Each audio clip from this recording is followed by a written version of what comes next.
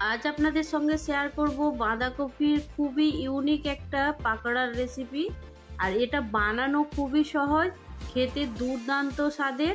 আর এই পাকোড়াটা দেখা মাত্রই আপনাদের মন ভরে যাবে, খুবই সুস্বাদু খেতে। নমস্কার, কেমন আছেন সবাই? আশা করছি সবাই খুব ভালো আছেন, সুস্থ আছেন।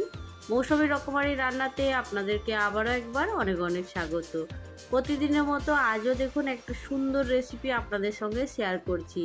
আর এখন তো শীতকাল, তো সকালে হোক কিংবা সন্ধেবেলায় চায়ের আড্ডাতে এইরকম যদি মুচমুচে পাকোড়া থাকে তাহলে কিন্তু একদম জমে যাবে। আওয়াজটা শুধু শুনুন।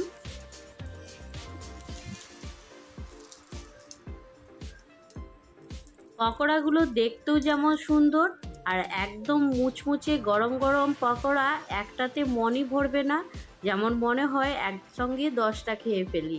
খুবই সুস্বাদু, আপনারা বানালে বুঝতে পারবেন। আর কেমন লাগলো বানানোর পরে সেটা কিন্তু জানাতে ভুলবেন না। তো এইখানে দেখুন আমি বাঁধাকপি নিয়েছি, বাঁধাকপিটাকে একদম ঝিরিঝিরি করে কেটে নিয়েছি। আর বাঁধাকপিটা 1 কিলো সাইজের ছিল, সেইখান থেকে 4 ভাগের 1 ভাগ নিয়েছি। এখানে আমি একটা মিডিয়াম সাইজের গাজর নিয়েছি, আর সেটাকেও খুব সরু করে কেটে নিয়েছি। আর তার সঙ্গে একটা মিডিয়াম সাইজের আলু নিয়েছি। তো এইখানে আলুটা যদি আপনারা স্কিপ করতে চান করতে পারেন, কিন্তু আলুটা দিলে খেতে ভীষণ ভালো লাগবে। তো এইখানে দেখুন মিডিয়াম সাইজের আলুটাকেও ঝিরি করে কেটে নিয়েছি। এবার পরিমাণ মতো নুন দিয়ে খুব ভালো করে হাত দিয়ে একটু চটকে মেখে নিচ্ছি। আপনাদের হাতে যদি সময় থাকে নুনটা মাখিয়ে কিছুক্ষণ ঢাকনা ঢাকা দিয়ে রেখে দেবেন, তখন কিন্তু একদম নরম হয়ে যাবে। আর কিছুক্ষণ এইভাবে চটকে নিলে সেটাও কিন্তু খুব ভালোভাবে নরম হয়ে যাবে। তো এই দেখুন বাঁধাকপির একদম ইউনিক পকোড়া যে বলেছি, তো এই মুসুর ডালটা আমি 15 থেকে 20 মিনিট আগে ভিজিয়ে রেখেছিলাম। এই ভিজানো মুসুর ডালটা এখন এই বাঁধাকপির মধ্যে দিয়ে দিয়েছি। এই মুসুর ডাল দিয়ে একবার পকোড়াটা বানিয়ে দেখুন, ভীষণ সুন্দর লাগবে। ডালটা যখন মুচমুচে হয়ে ভাজা হয়ে যাবে তখন খেতে কিন্তু খুব ভালো লাগবে। তো এইখানে দেখুন একটা বড় সাইজের পেঁয়াজ, সেটাকেও খুব ছোট্ট করে কেটে নিয়েছি। আর এবারে পরিমাণ মতো ঝাল দেব।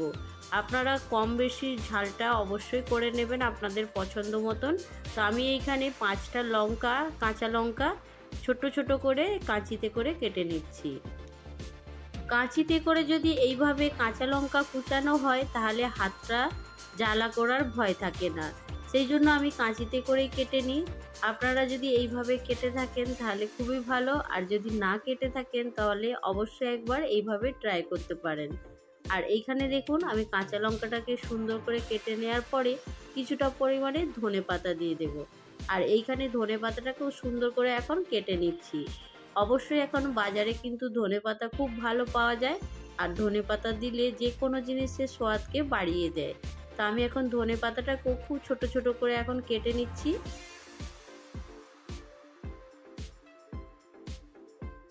ধনেপাতাটা কেটে নেওয়ার পরে এখানে দিয়ে দেব একটা ডিম।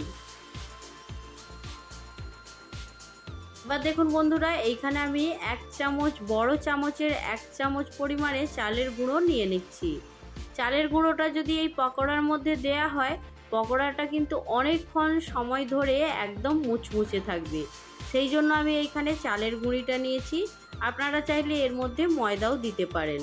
তো এইখানে এবার সব উপকরণগুলোকে খুব ভালো করে এখন মিশিয়ে নেব।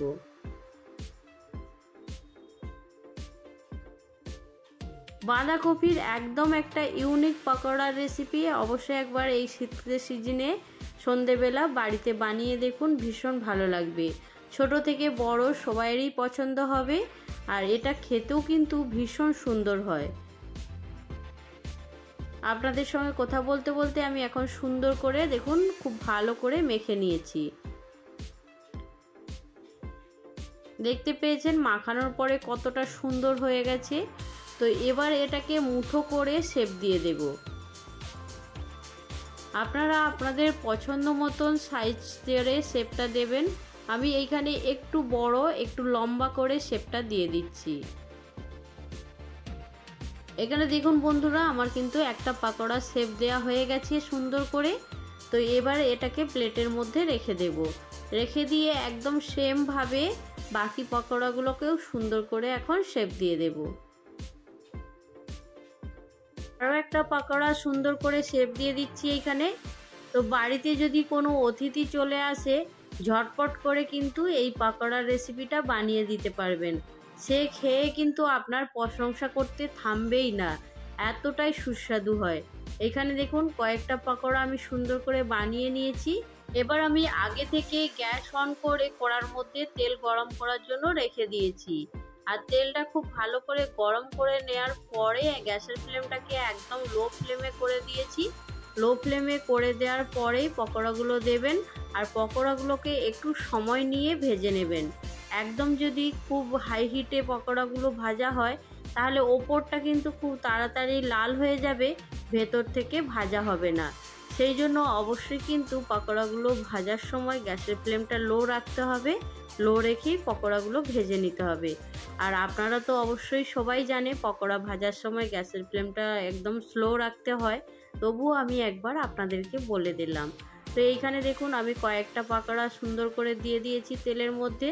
তেলের মধ্যে দেওয়ার পরে এখন কিন্তু এর মধ্যে একটুও খুন্তি লাগাবো না।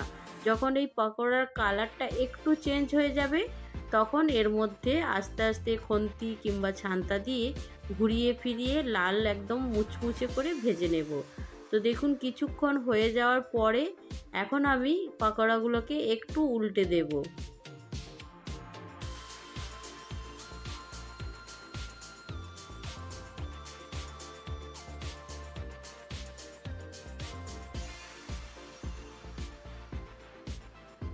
আস্তে আস্তে সুন্দর করে পাকোড়াগুলোকে আমি এখন উল্টে পাল্টে একটু নাড়াচাড়া করে নিচ্ছি।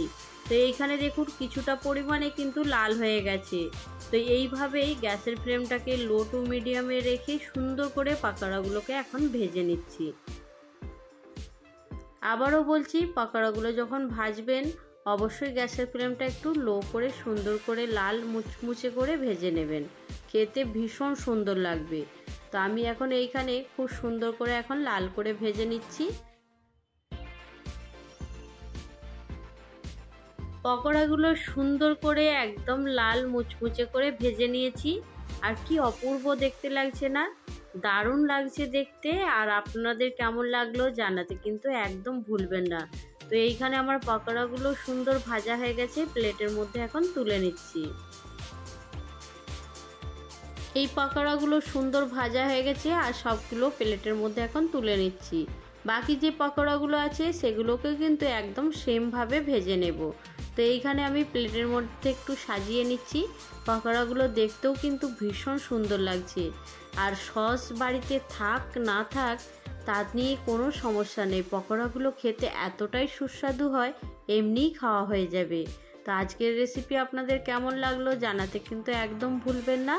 যারা আজকে প্রথম আমার চ্যানেলে ভিজিট করছেন, আপনাদেরকে যদি এই রেসিপির কোনো অংশ ভালো লাগে অবশ্যই আমার চ্যানেলটা সাবস্ক্রাইব করে পাশে থাকবে। আর এই রেসিপিটা যে কেউ দেখা মাত্রই কিন্তু বানিয়ে নিতে পারবে।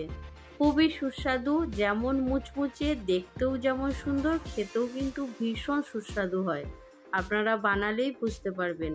তো আজকের এই পকোড়ার আওয়াজটা তো আপনাদেরকে শুনিয়েছি, তবুও একবার শুনুন। আর আজকের রেসিপি এইখানে শেষ করছি। পরবর্তী রেসিপি নিয়ে খুব তাড়াতাড়ি আরও একটা নতুন ভিডিওর সঙ্গে দেখা হবে। সবাই ভালো থাকবেন, সুস্থ থাকবেন, বাই।